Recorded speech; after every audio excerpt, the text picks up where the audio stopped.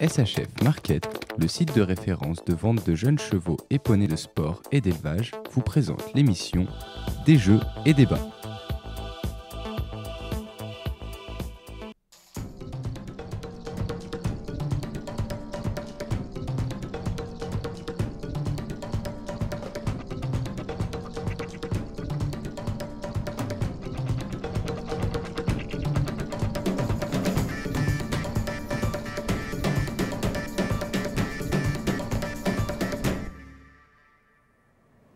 Bonsoir à tous et bienvenue dans votre émission des Jeux équestres mondiaux. On est toujours en direct de Caen, des Jeux et débats, c'est jusqu'à 20 h sur Normandie TV et cavalios.com et toujours avec Angèle. Bonsoir Angèle. Bonsoir Mehdi.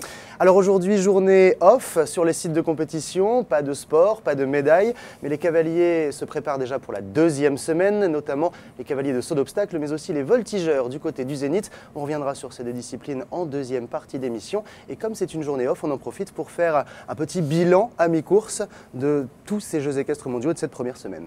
Oui, et pour cela, nous accueillons celui qui travaille depuis plusieurs années déjà sur la préparation de ces Jeux mondiaux. Il s'agit du directeur des Jeux équestres mondiaux FEI Alltech en Normandie, Fabien Grosbon. Bonsoir Fabien. Vous avez vu, je l'ai bien dit. J'étais impressionné. Avec nous aussi Xavier Debreuil. Bonsoir Xavier. Bonsoir. Journaliste bonsoir, qui maintenant travaille au Québec, au Canada. Vous avez longtemps travaillé en France, on s'est déjà C'est vu. bien de faire la distinction au Québec, au Canada. Vous aimez bien, et les Québécois y tiennent d'ailleurs. Oui, pas mal.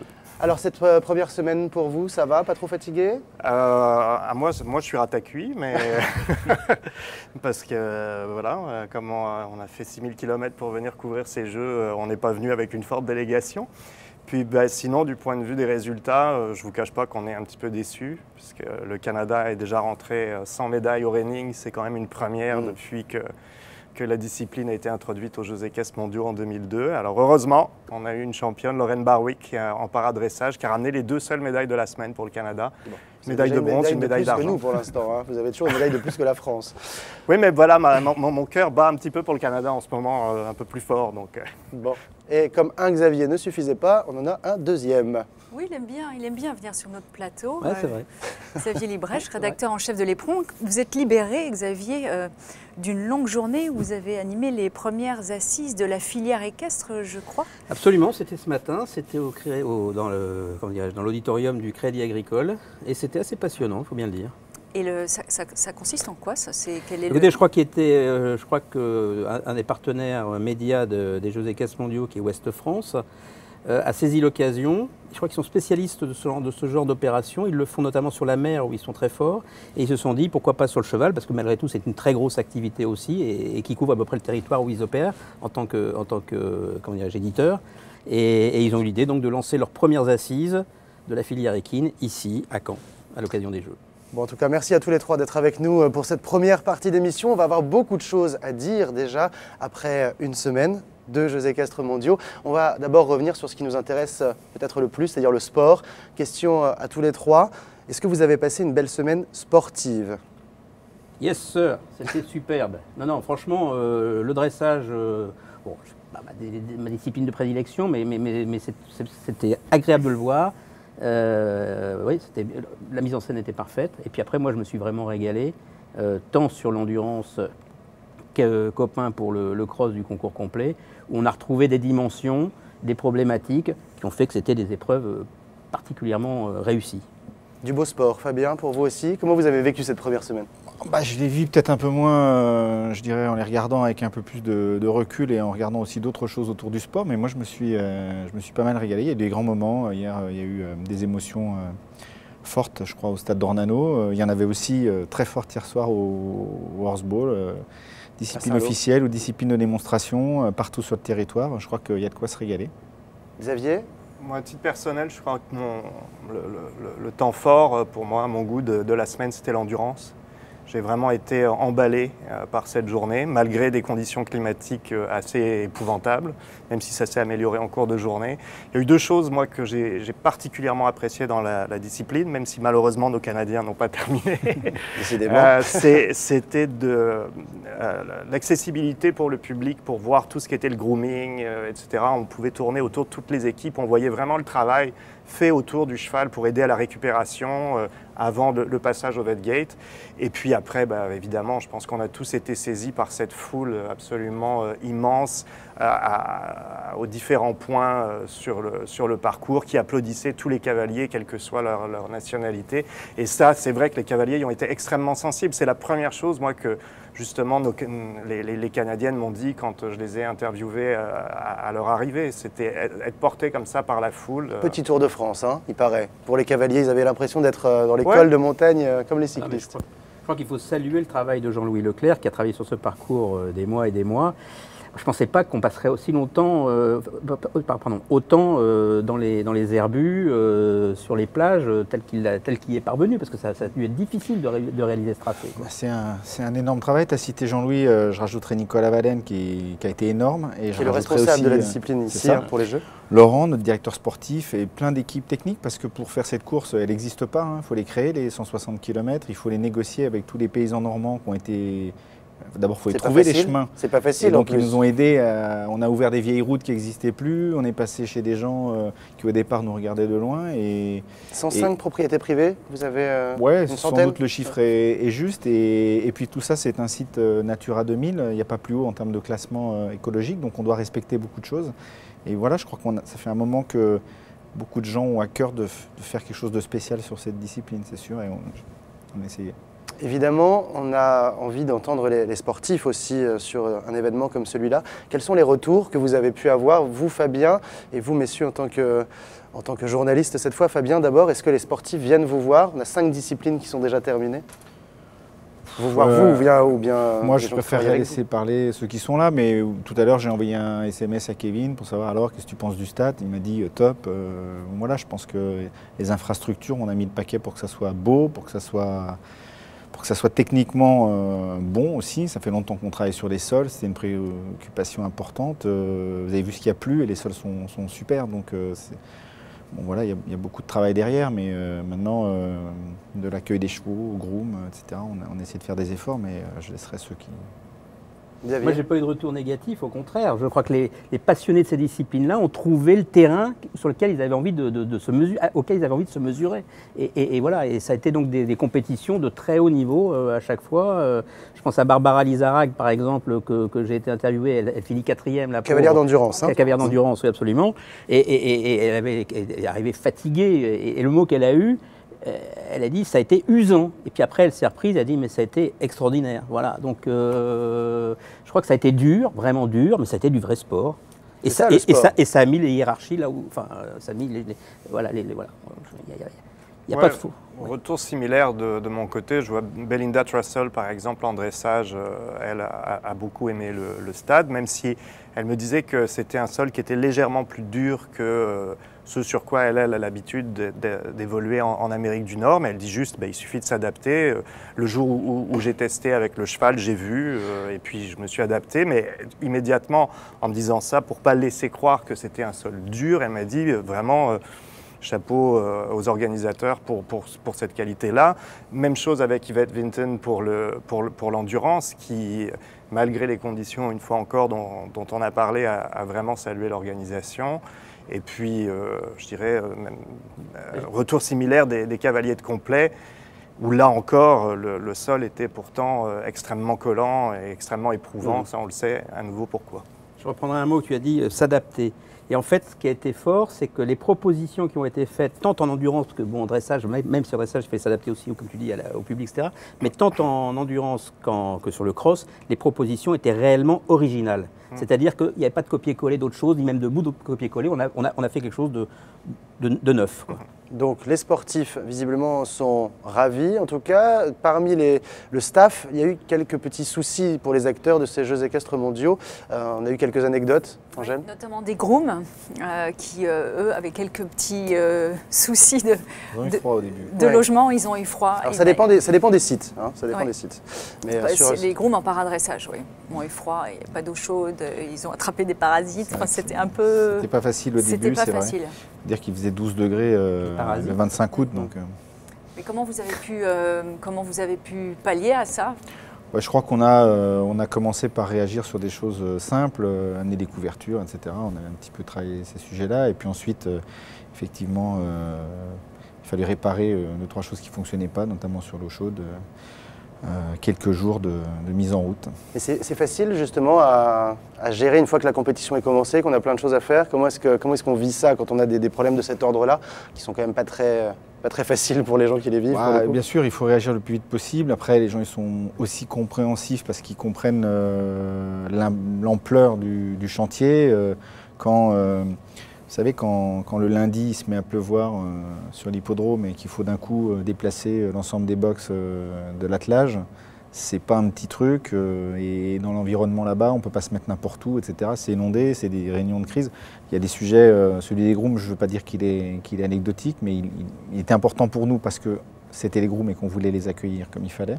Donc on a fait ce qu'il fallait pour résoudre en quelques jours. Ça, on nous a dit que quand il avait plu, les chevaux c'était un petit peu humide, mais tout de suite la réaction avait été très rapide pour mais moi je veux le dire et le redire, sur chacun des sites il y a des équipes, ça vaudrait le coup d'aller leur parler, c'est incroyable. C'est incroyable ce qu'elles font.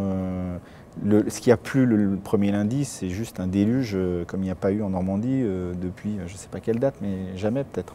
Non, ça c'est ce qu'on dit à l'Office du tourisme. Non, franchement, j'ai pas eu le temps de regarder, mais je le ferai, l'historique. Mais je crois qu'il n'a pas plu comme ça au mois d'août depuis 60 ans en Normandie. Exactement. Je fais une mauvaise blague, mais c'est vrai que mais bon, on savait que c'était c'était possible. Un mois d'août exceptionnellement mauvais. On se parlera peut-être tout à l'heure de ce qui a été fait au pain pour fabriquer le concours complet tel qu'il a été fait. On va revenir sur le pain, ne vous inquiétez pas. J'adore. Il y a des bénévoles aussi qui travaillent activement sur ces Jeux mondiaux, 3000 bénévoles. Vous vouliez absolument qu'ils fassent ces Jeux mondiaux, un petit peu comme on l'avait vécu à Londres pour les Jeux olympiques. C'était comme ça que vous voyiez les choses. Est-ce que vous le voyez encore comme ça aujourd'hui? Est-ce que ça se passe bien pour eux, ces 3000 bénévoles?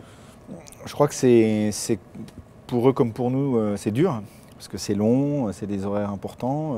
Maintenant, moi, je passe beaucoup de temps avec les bénévoles parce que je trouve que c'est ma fonction, c'est important.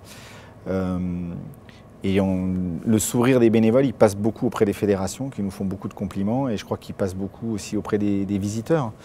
Et puis j'ai deux. Faire de démagogie, mais s'il y a une médaille d'or à donner là cette semaine, moi personnellement, je la donne justement aux bénévoles. J'ai jamais vu, depuis que je travaille sur les Jeux équestres mondiaux, je n'ai jamais vu autant de gens aussi souriants, aimables, chaleureux. Moi, là-dessus, ils sont fantastiques. Et je pense que c'est vraiment une chance qu'ils soient là. Je mettrai un bémol quand même, parce qu'ils passent effectivement du sourire tant qu'ils peuvent le tenir, et puis tout à coup, ça craque. Et puis là, c'est... ils se demandent ce qu'ils font là, parce que très souvent, il leur manque l'information pour bien faire leur boulot, surtout pour s'adapter aux réalités qui se présentent. Je te rejoins, mais par contre, ça ne se répercute pas. Ils ne le répercutent pas sur le public. C'est-à-dire qu'ils vont peut-être se confier une fois qu'on engage le dialogue et partager les soucis qu'eux peuvent rencontrer. Mais en tout cas, en qualité d'accueil et de chaleur humaine, moi, je les trouve fantastiques, sincèrement. Il n'y a pas toujours eu des conditions forcément faciles. Non. Je me suis laissé dire, mais je ne sais pas si c'est... Fabien va nous le dire, que par exemple au Pain, les bénévoles qui plantent leur tente ou qui ont planté leur tente payaient 12 € pour planter leur tente. Donc on a eu quelques-uns qui l'ont trouvé. Moi j'ai eu le retour sur ici pour ceux qui sont à Caen. C'est vrai que saumâtre. Quant au sandwich qu'on leur offre ou la nourriture auquel ils ont droit, ils n'ont pas non plus trouvé à la hauteur des efforts qu'ils faisaient. Alors je ne sais pas ce que tu en penses. Si tu le dis, c'est sans doute vrai. Qu'est-ce que j'en pense? Ces infrastructures qu'on a créées, qui n'étaient pas prévues sur l'ensemble des sites pour héberger des bénévoles. Et voilà, c'est la somme modique qu'on leur a demandé, effectivement, pour leur quinzaine avec nous. Pour ce qui est de la restauration, comme je me suis battu pas mal sur le sujet pour que les menus soient complets, puisque sur les épreuves préparatoires, on avait vu qu'il manquait un petit peu de volume sur la restauration pour tenir la durée des shifts. Je pense qu'on a fait un effort, donc je ne sais pas où le sandwich était mauvais, mais globalement, je pense que l'aspect restauration On a doit mangé être les pas mal. mêmes, je peux te dire oui. Ça m'étonnerait ça. Ah si, si. Ah bah alors on a mangé les mêmes aussi, puisque moi je mange Au avec Haras du l'organisation. Pin, oui, absolument. Ceux qui étaient. Attends, je suis en train Ah de oui. voir si j'ai déjeuné au Haras du Pin. Ah, tu devais, à mon avis, pas être là où nous mangions.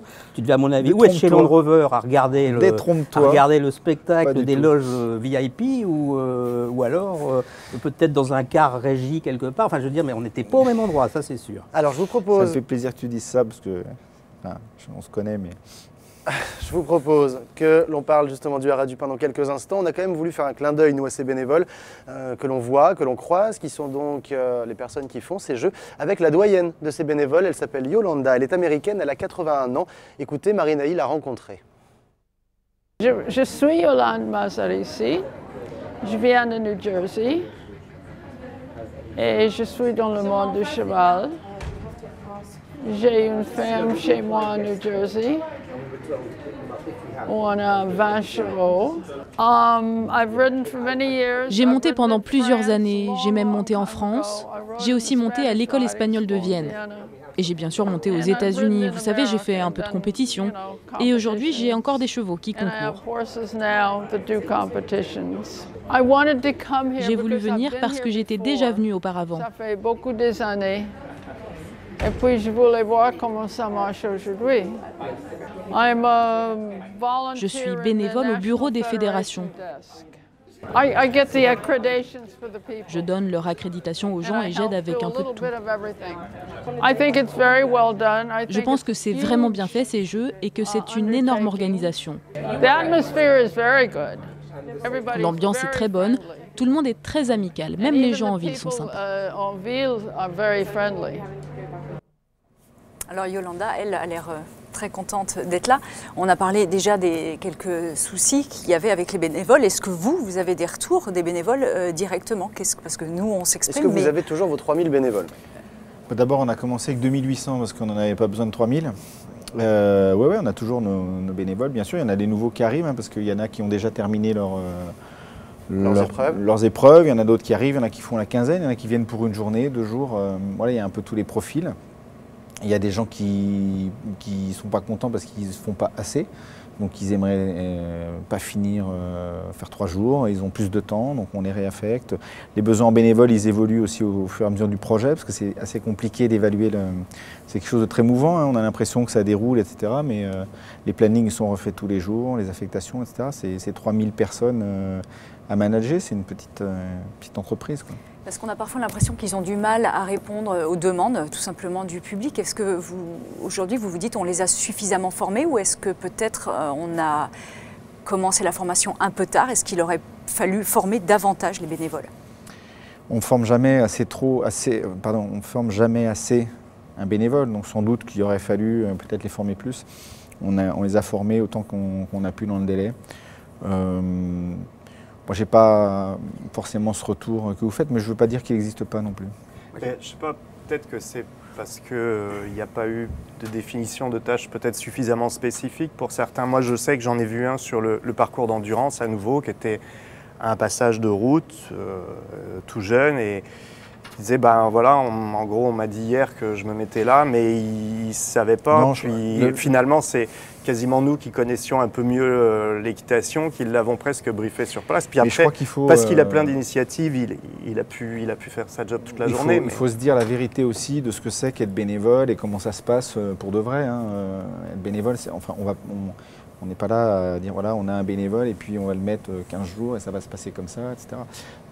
Les descriptions de fonctions, il y a 190 fonctions dans le comité d'organisation pour des bénévoles. Chacune d'elles est détaillée très profondément. Il y a des plannings qui sont faits de manière systématique, à l'heure, à la journée. Tout ça est communiqué aux bénévoles. Il y a une plateforme dédiée pour les bénévoles pour communiquer avec eux. Il y a une plateforme dédiée pour échanger des hébergements entre bénévoles caennais ou bénévoles étrangers. Il y a plus de 800 personnes qui sont hébergées chez l'habitant, entre guillemets.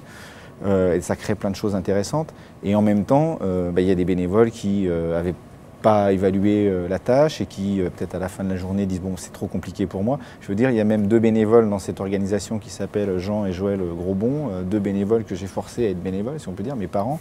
Ben, c'est sûr que ma mère a la formation informatique du système. Est-ce qu'il loge au camping à 12 €? Il loge assez loin et je pense qu'ils arrivent de Genève, tu vois. Ils ont mis 8 heures pour venir, ils ont 65 ans.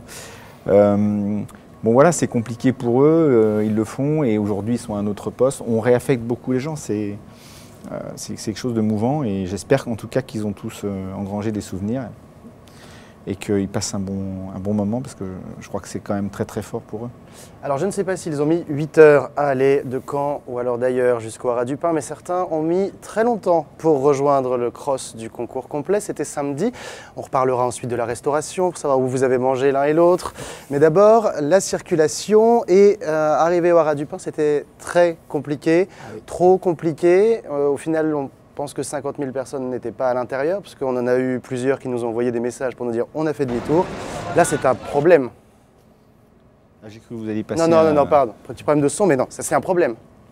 Bah, c'est un problème évidemment qu'on aimerait que tout le monde arrive dans des conditions parfaites et que ça se passe bien. Et donc c'est regrettable. Et puis pour tous les gens qui ont fabriqué ça, c'est une grande déception. Ça ne nous fait pas plaisir. Effectivement, il y a des gens qui ont mis du temps pour venir. Effectivement, il y a des gens qui ont rebroussé chemin. J'en ai rencontré quelques-uns d'ailleurs. Ou qui ont lâché les voitures à des kilomètres pour faire la route oui, à pied. en même temps, nous, ce qu'on a fait, c'est une manifestation hyper populaire, magnifique au Pin. Il ne faut pas oublier qu'on a fait venir 50 000 personnes dans cet espace qui est extraordinaire. Ça n'a jamais été fait. C'est pas sûr que... il faut pas 50 000. Votre honneur. Il va me parler d'attelage, au Pin. Absolument. Mais à l'époque, on ne comptait pas les chiffres. Et nous, je peux vous dire que parce qu'il faut accueillir en sécurité, on compte les chiffres à l'unité sur chacun de nos sites avec les services de l'État. Et donc, les 50 000 personnes, elles étaient là. Et bon, il aurait fallu... Mais l'attelage à 50 000 personnes au Pin, ça me va super bien. Donc voilà, on a fait cet événement. C'est vrai qu'à un des endroits de l'accès, sur un des 4 ou 5 accès au Pin, à un moment de la journée. Mais c'était possible. Pourquoi ça a cafouillé comme ça? Parce que c'était vraiment possible. Quand j'entends dire que Laurent Beauvais, alors je ne sais pas si ses propos ont été déformés ou pas, en tout cas ça commence à faire petite polémique, il dit finalement on s'est trompé en choisissant le Pin. Je crois qu'il faut arrêter tout de suite la polémique. Laurent Beauvais, c'est un élu de l'Orne, donc le Haras du Pin, c'est sa préoccupation numéro 1, c'est sa passion, c'est son envie. Le choix du Pin, évidemment que c'est le meilleur et personne ne dit l'inverse. C'est le site d'héritage qui doit continuer et il y a un énorme travail qui est fait d'ailleurs pour que le grand projet du Pin, le Pin va changer d'organisation en janvier, etc. Enfin, tout est. Fabien, on a investi des millions. Fabien, qu'est-ce qui s'est passé? Qu'est-ce qui s'est passé? Je ne vais pas vous en parler maintenant parce que je ne voudrais pas m'engager sur des choses qui seraient pas justes. On est en train de regarder. On dit que c'est la gendarmerie qui a changé les plans. Ça, c'est toi qui le dis. Il faut appeler la gendarmerie. Non, mais est-ce que vous travaillez certainement avec la région, évidemment, qui en plus a mis beaucoup d'argent pour ces Jeux équestres mondiaux. Je crois qu'ils peuvent être contents du résultat. D'ailleurs, ils le sont. Certes, mais le problème, c'est qu'il y a des gens qui ne sont pas contents. Alors, d'où vient le problème, en fait? Est-ce que qui fait les accès? On sait que vous avez prévenu les gens qu'il fallait arriver tôt. Vous les avez prévenus la veille, il y a 2 jours avant. Moi, ce que je peux vous dire, c'est que quand, il n'y a pas très longtemps, le ciel s'est embrasé au-dessus des plages pour les célébrations, il y avait des tonnes d'embouteillages partout et tout le monde a dit que c'était un succès merveilleux. Là, ce qui s'est passé, c'est qu'encore une fois, sur un des accès, à un moment, c'est-à-dire à partir de 9h30, il y a eu des choses qu'il ne faut pas nier. Et encore une fois, je regrette vraiment que l'expérience n'ait pas été aussi bonne pour tout le monde. Maintenant, cette épreuve, c'était un succès énorme, autant du point de vue sportif que du point de vue populaire. C'était éblouissant, je pense que tout le monde ici dira ça. Et puis ensuite... je crois qu'il faut travailler pour le refaire, il faut travailler pour ça. Je suis d'accord avec vous, mais j'ai quand même la sensation, je suis d'accord sur le succès, sur la réussite sportive à nouveau, sur le bel événement que c'était quand on avait la chance d'y être et de le suivre et de le vivre. Mais néanmoins, je veux dire, les 50 000 personnes, on le savait à l'avance. De toute façon, vous étiez sold out. Est-ce que c'était pas trop finalement 50 000 billets? Et on avait la sensation que finalement, ça n'avait pas été tout à fait calibré pour une fréquentation aussi importante. Parce que là, on parle des accès, mais il suffit juste de voir les sanitaires, de voir tout ce qui est restauration sur place, etc. C'était manifestement pas calibré pour cette fréquentation qui, une fois encore, ne prenait personne par surprise. Elle était annoncée, on le savait. Mais je ne suis pas d'accord. Je ne suis pas d'accord, non. Bah parce que vous n'avez pas fait la queue aux toilettes. J'ai fait la... Comment dire, Xavier me connaît et sait très bien que mon envie, c'est pas d'aller là où c'est facile. Et, donc j'ai fait la queue aux toilettes comme vous. Et il se trouve que peut-être j'ai eu plus de chance, j'ai peut-être attendu moins que vous.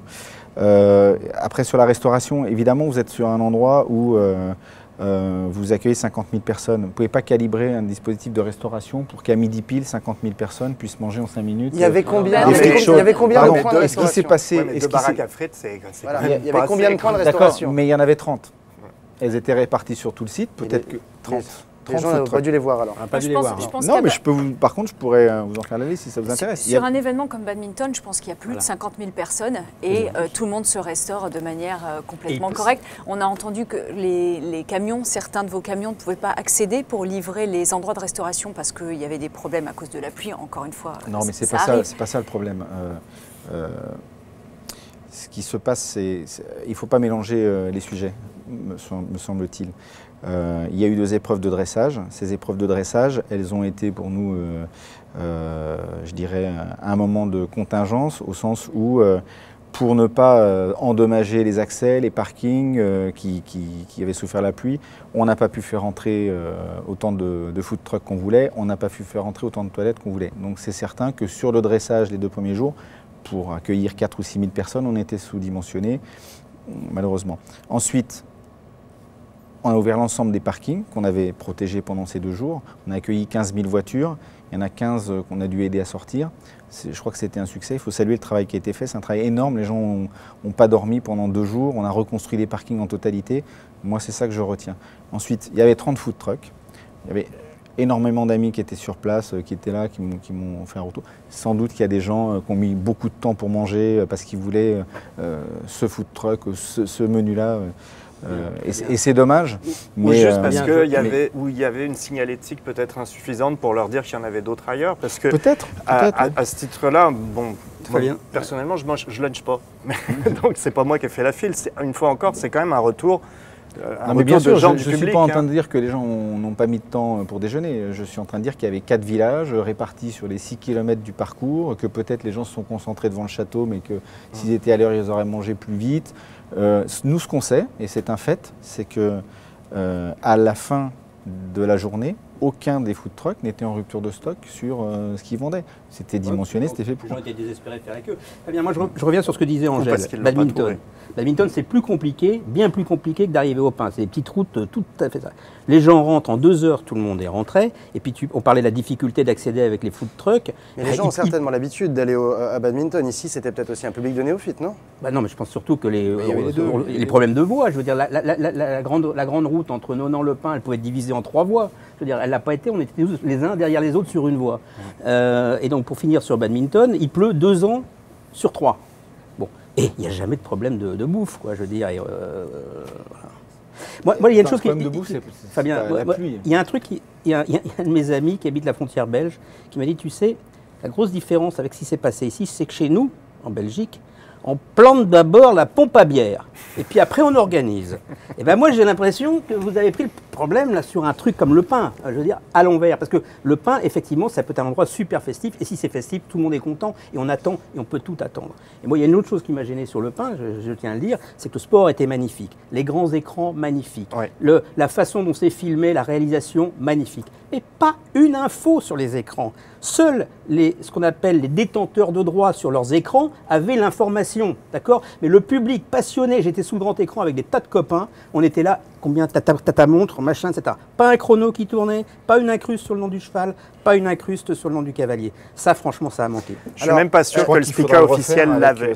Non, mais est-ce que c'est une épreuve finalement qui est télé, ou est-ce que c'est une épreuve pour les spectateurs? Voilà, c'est la vraie question. Il y avait un problème de tribune aussi, moi. en tribune. Autour Non mais des voilà, je vous grosses- pose la question. Est-ce que c'était une épreuve à diffuser à la télé ou à suivre? La question des tribunes, c'est un sujet aussi... parce là, on peut se dire, c'est intéressant de se dire, on aurait dû mettre une pompe à bière, on aurait dû faire des écrans, et pourquoi on n'a pas accueilli 70 000 personnes au lieu de 50? Pourquoi on n'a pas, pourquoi on n'a pas créé une autoroute entre le Haras du Pin et Caen? Bon. Non, ça va pas jusque-là, on parle juste d'aménagement en conséquence. Mais les aménagements, ils ont été en conséquence. Peut-être quand on aura travaillé les infos, on sera amené à communiquer sur ces sujets-là. Mais quand on aura fini le travail, en attendant, je ne veux pas me prononcer, mais le travail qui a été fait de préparation, je l'ai vu faire, j'ai participé avec le conseil général, avec les gens de l'équipe, avec la région. Il a été, personnellement, je pense, formidable. Et le résultat, même si c'est très dommage que certaines personnes n'aient pas pu accéder au site ou soient accédées en retard, pour moi, il est fantastique. Et je suis très fier de ce qui a été fait sur cette journée-là. Maintenant, vous parliez des tribunes. Les tribunes, c'est une question de sécurité. Où est-ce qu'on met les tribunes si on les fixe autour des guets? On a des gens qui ne bougent plus, qui ne circulent plus. On a pris le parti de ne pas mettre de tribunes parce qu'on voulait que les gens bougent autour du site. Il n'y a pas de siège sous les grands écrans non plus, les types qui ont 60 ans, tu vois, un peu plus vieux Xavier, que moi. Xavier, il y avait 4000 sièges. Regardez comme il se tient sur sa chaise. Il y avait 4000 sièges dans la tribune de dressage en face du grand écran. Tu n'es pas allé au bon endroit. Excuse-moi, tu ne connais pas le pain. Non, j'étais sous le grand écran, j'ai autant de témoins si tu veux. Il n'y a pas un siège. Eh ben, je t'amènerai les Allemands avec qui j'étais assis sous l'écran géant qui regardaient sur les carrières de dressage. Dans la tribune de dressage. Il y en avait 2 des écrans géants. Bon, alors je vous propose qu'on passe 4000 places. à un autre sujet, puisque de toute façon il y aurait encore beaucoup à dire sur le pain. Je pense que ça va être une de vos préoccupations encore dans les jours à venir, de toute façon, pour répondre aussi aux gens qui n'ont pas pu entrer. Au stade aussi, il y a eu quelques soucis. Alors des anecdotes, la femme d'un athlète français de paradressage qui n'a pas pu rentrer aux écuries le 2e jour avec son accréditation, parce que son bébé de 1 mois n'était pas accrédité. On se demande pourquoi. Un bébé de 4 mois qui arrivait avec ses parents dans les tribunes en spectateur, on leur a refusé l'accès au bébé de 4 mois. Je pense qu'il peut tenir sur les genoux de ses parents dans le stade. Pourquoi ces contraintes?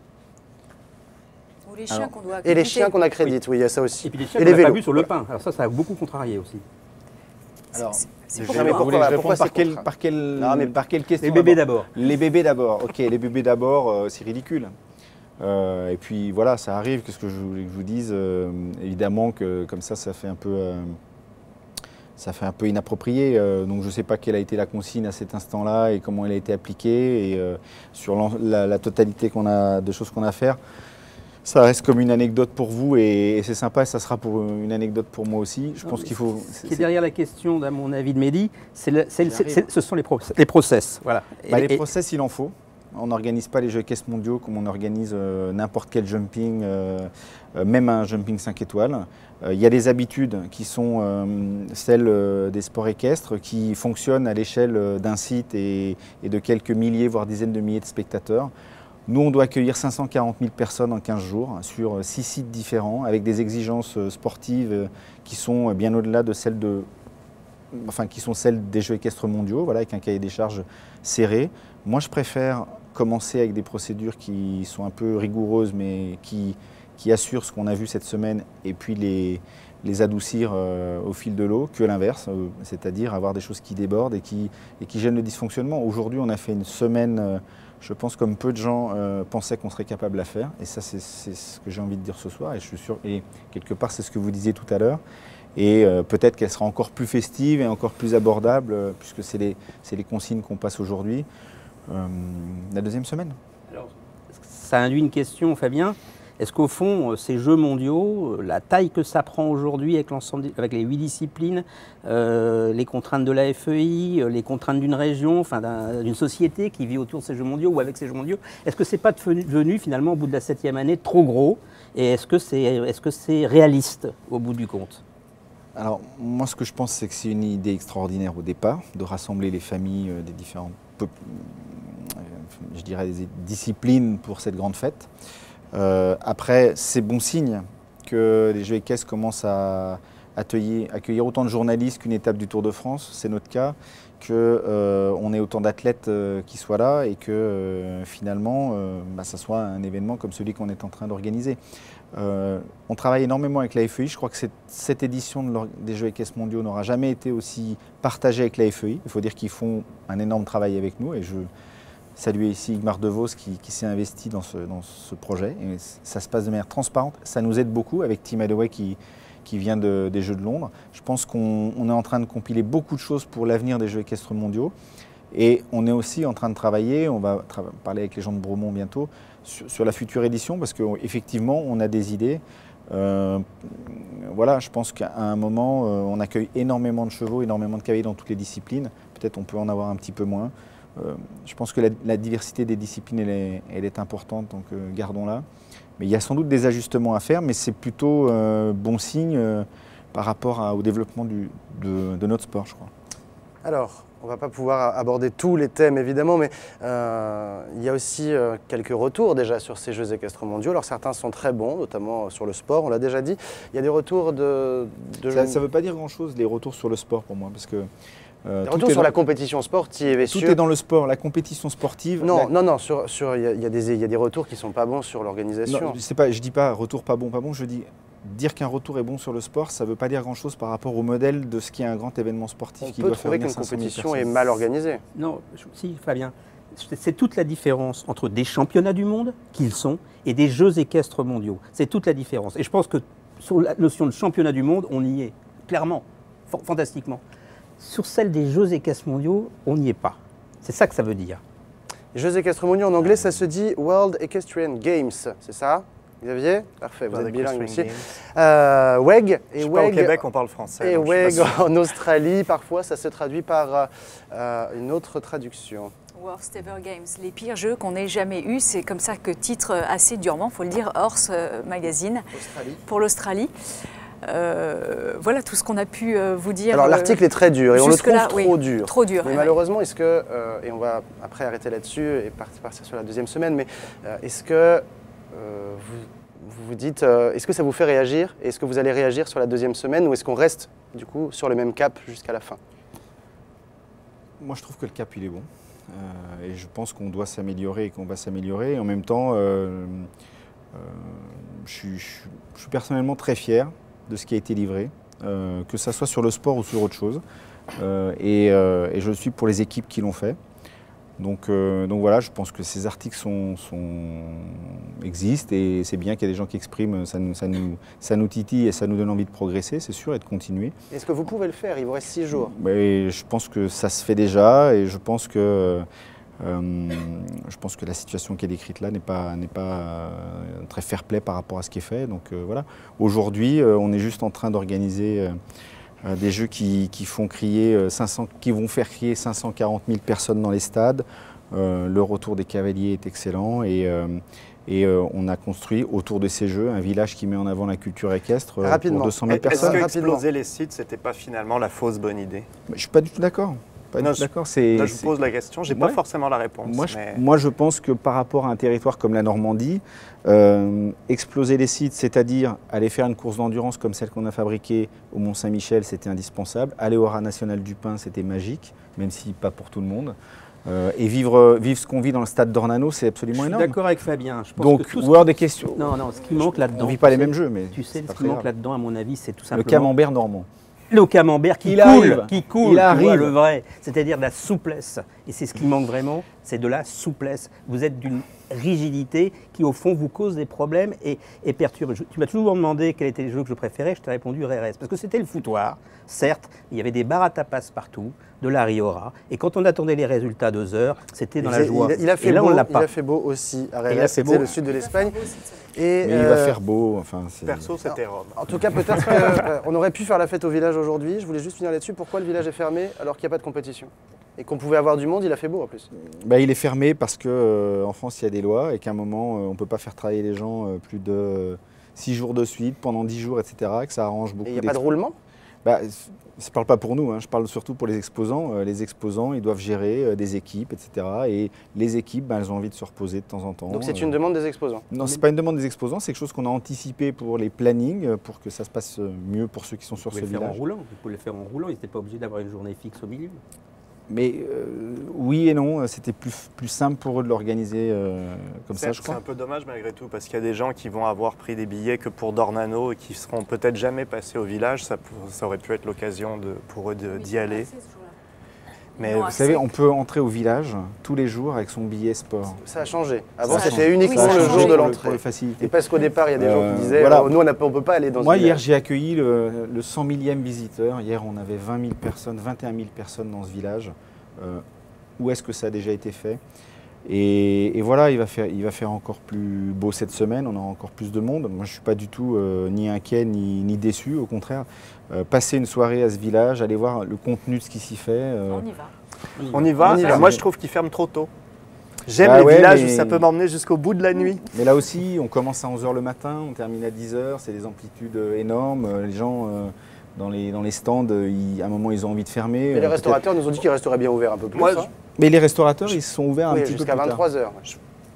Non, mais je vous suis là-dessus, mais enfin, il y a d'autres événements où il y a des bodegas qui restent jusqu'à 3 h du matin, quoi. Parce que c'est un moment de fête, c'est un moment, ça se partage. Je veux dire, on prolonge après la journée de sport incroyable qu'on a vécue, on est là, on échange, et c'est la fête. Le Moi, fait je trouve d'oubli. que justement, ce petit côté, ça manque comme un grain de folie dans ces jeux par rapport à ce que j'ai pu voir, pas toujours. J'ai eu un sourire tout à l'heure quand vous montriez l'article du journaliste australien parce qu'il les comparait à certains jeux qui, selon moi, étaient effectivement les worst ever games. C'est lequel 94, c'était la haie. D'accord. À décharge, la France devait les organiser et on leur a fait faux bon au dernier moment. Ils ont monté ça en 2 temps, 3 mouvements. L'ami du Fallait- Canada, tu m'as dit un truc. Rapidement, s'il il vous y a plaît, 2 parce qu'après, jours, on va tu m'as changer. dit, au fond, ces jeux ne nous ressemblent pas. Tu l'assumes encore? Oui, je l'assume un peu. Alors, je sais pas, peut-être parce que je suis parti trop longtemps, puis j'ai oublié comment j'étais. Mais oui, je trouve qu'en tout cas, il y a souvent dans les gros événements français, il y a ces petites choses de folie particulières qu'on ne trouve pas nécessairement ailleurs. Il y a ce brin de créativité qui est propre justement à la France. Ce grain de créativité, vous l'avez eu le soir de la cérémonie d'ouverture. Moi, je suis sorti de là emballé. J'ai trouvé le spectacle prodigieux, magnifique, des projections exceptionnelles, etc. Et je me suis dit, cool, c'est ça les jeux dans mon pays. Moi, j'étais content de rentrer. En plus, je suis normand. Donc, je rentrais dans mon pays, dans ma région, et j'étais fier que ça commence comme ça. Et puis, quand les compétitions ont commencé et que le rythme a commencé à arriver, puis que j'ai commencé à me perdre, et puis à perdre cette âme-là que j'avais trouvée dans la cérémonie d'ouverture. En fait, c'est ça qui me dérange le plus. C'est que de temps en temps, j'en oublie que je suis au jeu. J'oublie pas, pour rejoindre ce que disait tout à l'heure Xavier, je n'oublie pas que je suis dans des championnats du monde. J'oublie parfois que je suis au jeu. Bon, eh bien, on espère qu'on On ne va va pas essayer oublier de ça. vous y ramener alors. Sur les 6 derniers jours de compétition. J'imagine que le pari est le même pour tout le monde. Messieurs, merci. Je sais qu'on aurait pu en parler encore plus longtemps. Fabien, vous avez aussi d'autres obligations. Mais si vous avez envie de revenir à la fin de la 2e semaine pour voir tout ça, vous serez le bienvenu. Xavier, vous restez avec nous, Xavier Debreuil, pour parler notamment J'ai d'une plein de trucs à discipline. dire encore, Oui, des bah, fois vous que parlerez plus tard. On peut en parler. Vous parlerez d'une discipline qui vous plaît particulièrement, c'est la voltige qui va démarrer. Xavier, nous on va se revoir. Non, ne bougez pas Xavier, attendez quand même, je lance le sujet s'il vous plaît. S'enfuit, Merci. À bientôt Xavier. Allez, la voltige et le saut d'obstacle, c'est dans un instant. Et justement, Marinaï a suivi aujourd'hui l'un des voltigeurs français, Jacques Ferrari. C'est son jour J, regarde.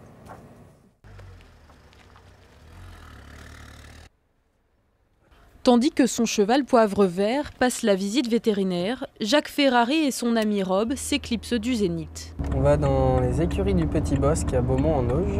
Là, on va faire un petit entraînement, une petite balade décontractée, juste histoire de se changer les esprits, puis que le pépère il sorte un peu aussi. Le pépère, c'est ce KWPN de 7 ans, le dénommé Norok, un cheval qu'il prépare à la compétition. On l'a rebaptisé Norok, mais son vrai nom c'est Big Star. Et Norok parce que ça veut dire bonne chance en roumain, et ça vient d'une petite soirée avec une amie qui nous a souhaité la bonne chance pour notre projet avec ce cheval-là. Je trouvais que c'était plutôt de bon augure et optimiste pour l'avenir. Comme à chaque fois qu'il s'entraîne, Jacques Ferrari commence par quelques étirements.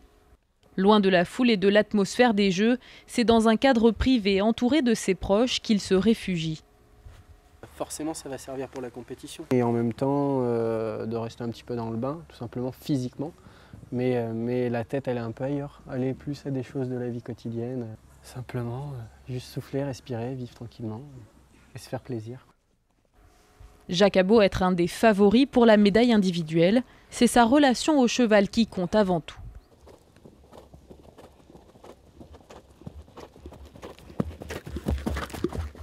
L'idée, c'est de rester dans le plaisir et dans le confort avec mon cheval sans penser compétition ou résultat et juste de s'amuser un petit peu en gardant à l'esprit de toujours rester connecté avec le cheval sans le gêner.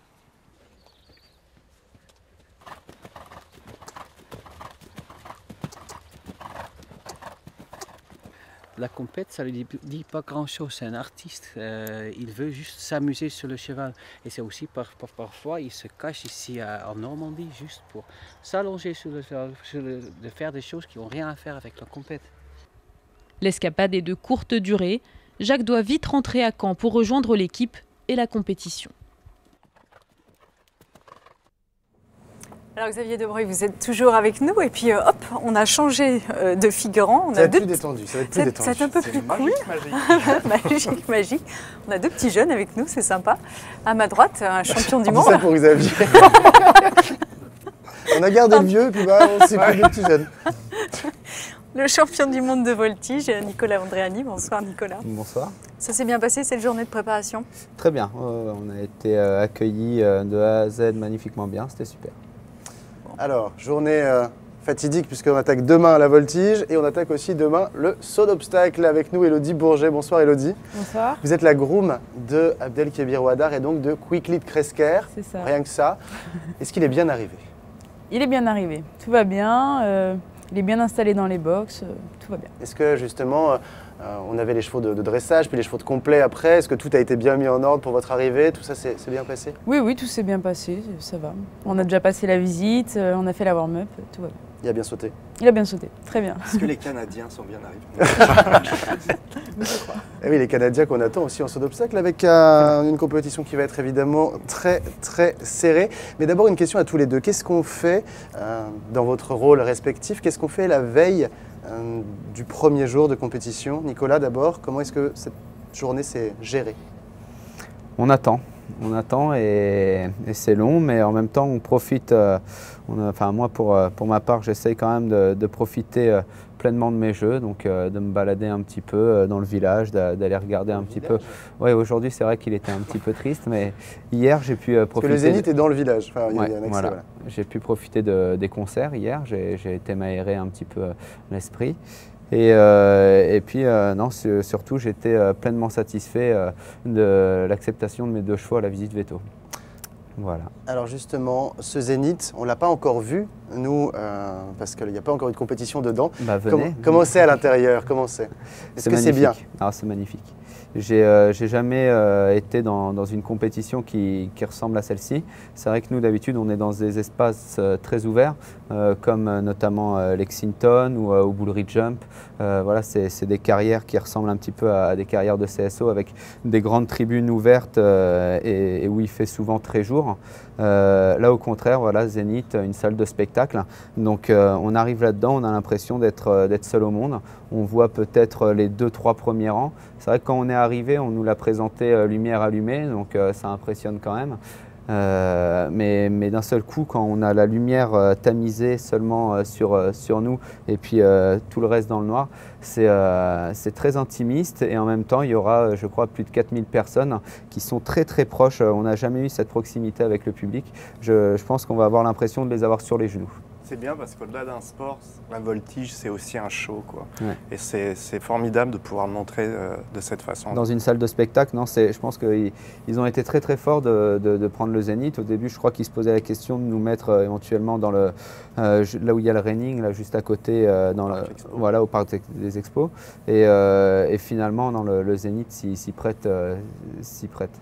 Et vous dites lumière tamisée, c'est pas un problème pour les équipes, pour évoluer ou même pour vous? Non, parce qu'on est quand même vraiment sous les spotlights, si je puis dire, quand on est au milieu. Et par contre, c'est vrai que ça va être on en parlera plus facilement demain ou après-demain. Je ne sais pas s'ils sont complets demain, parce que c'est les imposés, donc le programme n'est pas forcément très attrayant. Mais je pense qu'il va y avoir une forte ambiance.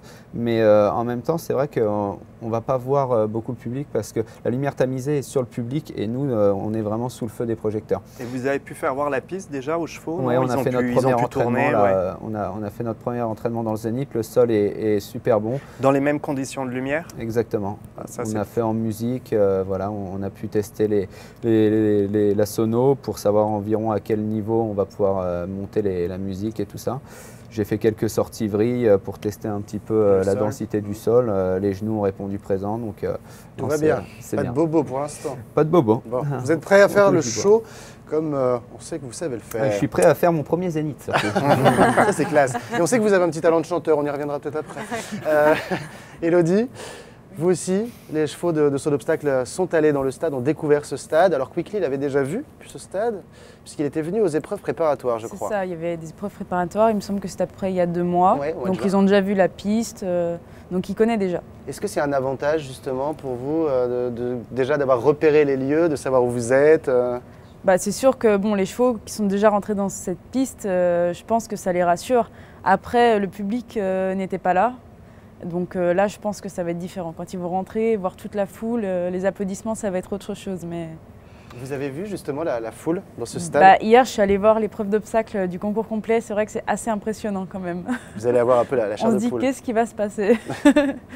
Et justement, pour vous, même question, avec Quickly, qu'est-ce que vous avez fait aujourd'hui? Qu'est-ce que le cheval a fait, en tout cas, avant de démarrer un championnat qui est le championnat le plus difficile, avec le plus de tours à enchaîner, si on va au bout, bien sûr? Bon, bah, après, les chevaux travaillent tous les jours à peu près de la même façon avant un concours, mais c'est vrai qu'aujourd'hui, il y avait la warm-up. Donc le cavalier a fait les derniers réglages et puis nous, on est là derrière à faire les soins. On a les vétérinaires qui nous aident, on fait des stretching, voilà, on les met au top pour que le jour J, il soit en forme. Si je peux me permettre de rebondir, je t'entends parler de vétérinaire. J'avais jamais vu une compétition autant suivie par les vétos. Hein. On a eu les chevaux sont descendus du camion, donc on est arrivé dimanche. On s'est fait checker donc on est allé dans une tente spéciale. Fallait que tous les chevaux y aillent un par un, et il y avait 5 vétos qui checkaient les chevaux au niveau pulmonaire, au niveau cardiaque. Dès la descente du camion. Dès la descente du camion, au niveau température. Voilà, les chevaux étaient checkés de A à Z. Et puis là, hier soir, on s'est pris un petit coup de fil, enfin l'entraîneur national David Delair a eu un petit coup de fil de personnes qui checkent les chevaux pendant la nuit en disant tel cheval n'a plus d'eau parce qu'il avait renversé son seau d'eau dans le box. Et donc oui, il y a des vétos et des grooms qui sont là pour vérifier si tout se passe bien même pendant la nuit. Donc ça, au niveau des chevaux, c'est assez impressionnant le suivi qu'ils ont pu mettre en place. Vous avez l'air très détendu, Nicolas, comme d'habitude. Mais vous attaquez quand même un championnat du monde où on attend la France, on attend les Français. Je vous le dis, j'attends 3 médailles de la voltige dans ces championnats. Je ne vais pas y arriver à moi tout seul. Hein. Faites un effort. Comment est-ce que vous gérez justement ça avec toute l'équipe de France d'ailleurs, qu'on salue, mais comment est-ce que vous gérez ça? Parce que vous êtes peut-être les athlètes les plus attendus pour un titre. C'est vrai qu'on l'a senti aujourd'hui. Hein. Aujourd'hui, c'était la grosse foulée médiatique. On s'est pris des caméras dans tous les sens alors qu'on est un sport quand même assez peu médiatisé. Il y a le focus sur nous une fois tous les 4 ans. Maintenant, grâce à la Coupe du Monde, dans la période hivernale, c'est vrai qu'on parle un petit peu de nous aussi. Donc c'est bien, c'est un point positif. On commence à installer un petit peu la voltige dans les médias, un peu dans tous les médias, que ce soit télé, internet et même la presse écrite. Mais écoutez, pour l'instant ça se passe bien. On a passé 3 semaines ensemble à Saumur. On a eu un vrai groupe. C'est la première fois qu'il y a autant de filles aussi, 3 filles engagées, 3 mecs, une équipe. On a passé beaucoup de temps ensemble. Il y a une vraie union dans ce groupe. Et on espère aussi, hein, on ne va pas se le cacher, on espère aussi ramener tous des médailles, que ce soit Jacques, moi ou l'équipe. On a le potentiel d'aller chercher, mais c'est un championnat du monde et là on va être, entre guillemets, on va être 5 ou 6 concurrents chez les mecs en tout cas à pouvoir gagner la breloque d'or. Donc ça va être un vrai combat. Et vous, Xavier, le Canada en voltige, vous avez des attentes de médailles ou vous misez tout sur le saut d'obstacle? On a une équipe, on n'a pas d'individuel. C'est compliqué hein, chez nous là, parce qu'il y a la distance. Il y a eu une épreuve de sélection pour l'équipe, elle s'est faite en Colombie-Britannique. Inutile de vous dire qu'à la Colombie-Britannique, le Québec par exemple, c'est plus long pour nous d'aller à Vancouver que d'aller à Paris. Donc, ce qui fait que c'est une équipe de Colombie-Britannique qui va apporter les couleurs canadiennes ici. C'est pas facile de financer aussi quand on vient Non, d'aussi puis loin, en plus, il y a peu de concours. Je crois que c'est une Française qui s'occupe de voltige, d'ailleurs, au Québec, qui a monté une association de voltige équestre du Québec. Mais dès que vous voulez faire une épreuve, un concours, il faut tout de suite partir aux États. En revanche, en saut d'obstacle, le Canada fait partie des nations qu'on attend, avec Eric Lamaze, avec Tiffany Foster, Yann Candlé aussi. Pas un mot, pas un mot, ça porte malheur. Bon d'accord, très bien, on dira rien. Le Maroc, qui fait sa première apparition aux Jeux mondiaux. En équipe, en plus. Il y a 4 représentants. Abdelkébir Ouaddar, évidemment, c'est le chef de file. Voilà. L'ambiance, ça va? On ne stresse pas trop du côté du Maroc? Ça commence un peu, hein, mais ça va. Ils sont assez détendus quand même. En tout cas, on attend le chef de file de cette équipe, vous aussi. Ouais. Vous savez à quelle heure vous passez demain? Non, je ne suis pas encore allée voir. Je vais aller voir en rentrant. Oui, on attend parce que ça se passe en ce moment en fait, hein, tout ce qui est tirage au sort pour l'ordre de passage des équipes. Nicolas, c'est quelle heure vous? 18h30 pour ma part, Jacques Ferrari, 17h50. Bon, alors on va pouvoir, juste avant l'émission de demain, suivre votre passage et donner le premier résultat. Voilà, c'est les imposés demain, donc le but, ça va être d'essayer de rentrer dans la compétition le mieux possible. On sait très bien que les Français, on n'est pas forcément les champions des imposés, malgré que Jacques quand même a fait des très bons imposés durant cette année. Mais voilà, pour ma part, je sais que ça va être à partir du 2e jour, quand les libres vont commencer, les programmes libres, que je vais essayer d'aller grappiller les places médaillables. Il a toujours été dans les outsiders. Vous avez beaucoup suivi la voltige aussi, Xavier. Xavier nous connaît depuis que je mesure 3 poids. Non, mais je trouve ça fantastique parce que justement, j'ai suivi la discipline depuis effectivement très très longtemps, un petit peu avant Mathias, et puis on a vu Mathias arriver. Il y avait qui disaient ah Mathias c'est l'arbre qui cache la forêt, et puis la forêt était bien belle. Ouais, il y a encore une belle forêt avec beaucoup de médailles. Après, quand Nicolas est arrivé, on a dit de toute façon on fera jamais rien par équipe. Bon ben voilà, on a prouvé qu'avec les équipes on savait faire. Et c'est ça qui est formidable, c'est une discipline qui a connu une forte évolution et qui est devenue très rémunératrice de médailles. Allez, là aussi, on touche du bois et puis on va arrêter d'en parler si ça porte malheur, surtout pas. Non, chacun. En tout cas, vous êtes très forts aussi, les voltigeurs, en selfie. C'est le selfie party. Regardez, je pense qu'on va voir quelques images de vous et de vos petits camarades. J'ai un peu peur. En régie, on peut envoyer les photos. Non, il n'y a pas eu de photos compromettantes, on les a enlevées. Mais d'abord, Maxime Livio qui nous a fait rêver sur le concours complet 5e avec Jessica Rodriguez, Elodie Muller. Caroline Dufil avec Carl Lester, le cavalier britannique qui est déjà reparti outre-Manche. Caroline Dufil toujours avec les dresseurs Peter Minderwood et Edward Gall. Du côté des Pays-Bas, on a eu de la chance, qui ont réussi à croiser les athlètes. Jessica Rodriguez encore une fois avec William Fox-Pitt cette fois, 3e en individuel et 2e par équipe du concours complet. Ah, et voilà les voltigeurs. Rémi Ombec, Anthony Prel sont bien arrivés aussi. Et les autres, je pense, Mathieu Riondé, un caméraman qui travaille de temps en temps avec nous, qu'on salue, qui a travaillé sur le pain notamment. Et est-ce qu'on va avoir d'autres voltigeurs? Non, mais ce sera pour demain. Super. Comme ça, vous ne serez pas là. Ça me va. Mais vous n'en avez pas envoyé encore? Ah, bon, bah désolé. Si, à la cérémonie d'ouverture. Ah, quand même, je me suis dit, il a déjà oublié. Bon, alors demain, je vous propose que, voilà, vous n'êtes pas obligé d'en envoyer demain. En revanche, comptez quand même. Je vous en enverrai pendant les imposés, j'essaierai. Classe, parfait, voilà. On fait comme ça. Elodie, vous aussi? Un petit selfie avec Quickly. Allez, un petit selfie. Ah ok, d'accord, je ferai l'effort. Le programme de demain? Le programme de demain, c'est le top départ pour le CSO, l'épreuve de vitesse dès 9h10 au stade d'Ornano. Et puis la voltige pour les imposés hommes, femmes et par équipe, 9h30, c'est au Zénith. Alors on n'a pas de résultats officiels à vous donner, mais on a quand même des résultats non officiels avec les disciplines de démonstration. Claude Bijon était à Saint-Lô hier soir pour suivre les finales de Horseball. Les Français ont tout gagné, regarde. Le tournoi de Horseball à Saint-Lô. Au programme pour les 3000 spectateurs, la finale Ladies et la finale mixte. Dans les deux cas, l'Espagne et la France s'affrontaient. Chez les féminines, victoire nette des Françaises 7-0 avec 5 buts d'Estelle Leguevac. Chez les hommes, énorme suspense puisqu'à l'issue du temps réglementaire, les deux équipes ne pouvaient se départager. Le score était de 7 partout. C'est finalement le but en or du capitaine Romain de Ponce qui offre la victoire à la France. L'Espagne a été à un niveau incroyable ce soir. Nous, on fait des erreurs, on fait de grosses erreurs qui nous coûtent cher et qui permettent à l'Espagne d'être en tête la quasi-totalité du match. Des gens qui nous ont poussé, et je vous assure que ça ne nous arrive pas vraiment souvent en horseball, mais là c'est on va dire 7e homme pour le horseball, a vraiment joué son rôle. Et en plus de le remporter à la fin, c'était quelque chose d'énorme. On voulait vraiment promouvoir notre sport, le faire connaître. Donc on savait que l'organisation avait mis les petits plats dans les grands ici à Saint-Lô, même si on est à quelques dizaines de kilomètres de Caen, pour faire que ça se déroule au mieux. Le stade ici est fantastique et ça a été plein du premier soir au dernier soir. En tant que joueur et tous les gars de l'équipe de France, on a passé des moments extraordinaires au milieu de cette foule qui en plus s'est de suite pris au jeu horseball. Dommage que le horseball ne soit pas une discipline officielle parce qu'on aurait ajouté un peu des médailles au tableau pour nous les Français. Une seule médaille toujours, celle de l'équipe en endurance, une médaille d'argent. La France est 11e pour l'instant. Messieurs, on se quitte en chanson ou pas alors? On est chiche ou pas? Ah si. Je vous laisse commencer. Ah, moi je peux pas, c'est pas possible. Bon, vous répétez, vous revenez nous voir? Très bien, on va faire ça. Elodie, ça la reste sur si ouf, c'est bien. Moi aussi. Pour une fois qu'il fait beau, on va peut-être se calmer. Allez, ouais, ils annoncent du soleil en Normandie, on espère du soleil et du beau sport encore une fois. Elodie, dormez bien. Oui, hein? merci. Stressez pas trop, ça va bien se passer. Nicolas, dormez bien. Merci bien. Soyez en forme demain pour falloir soutenir d'abord vos équipiers avant un beau passage, on l'espère à 18h30. 18h30 et les équipes le matin, comme vous l'aviez dit. Xavier, on va se recroiser dans la semaine? Bon, je pense, il y a des chances. Nous aussi, on se recroise évidemment avec Angèle. Angèle, bonne soirée.